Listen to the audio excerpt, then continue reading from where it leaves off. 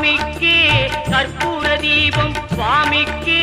ஐயப்பன்மார்களும் கூறிக்கொண்டு ஐயனை நாடி சென்றிடுவார் சபரிமலைக்கு சென்றிடுவார்